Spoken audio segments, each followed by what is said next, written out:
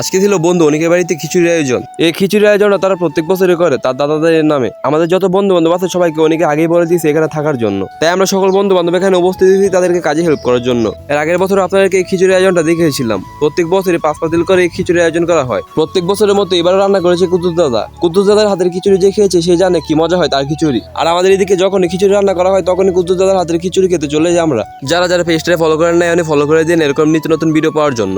এই পিচ্ছি বলতেছে আপনারা আমার পেজটারে ফলো করে দেওয়ার জন্য। খিচুড়ি রান্না এখন মোটামুটি অর্ধেক রান্না করা হয়েছে, শুধু ডাল আর মাংস দিলে খিচুড়ি রান্না হয়ে যাবে। যেহেতু আজকে 5 পাতিল খিচুড়ি রান্না হচ্ছে তাই 5 পাতিলের নির্দিষ্ট 5 জন লোক দরকার, তাই আমরা 5 জন 5 পাতিলে ভাগ হয়ে যাই। আমরা 4 জন যে 4 ডেকে ছিলাম সেই ডেক কিন্তু আগে রান্না করা হয়ে গেছে। কালাম ভাই যে ডেকের দায়িত্ব নিয়েছে সেই ডেকের পানিও কিন্তু এখন ফুটে নাই। যেহেতু আমরা আগুনের মধ্যে কাজ করতেছি তার উপর হচ্ছে আবার গরম, এই গরমের মধ্যে যে ঠান্ডা না খাই তাহলে কিন্তু টিকা অসম্ভব। তাই উনিকে মজুর নিয়ে আসছে আমাদের প্রাণ ঠান্ডা করার জন্য। খিচুড়ি এখন প্রায় রান্না করা শেষ, এখন শুধু ডাল দেওয়ার পালা।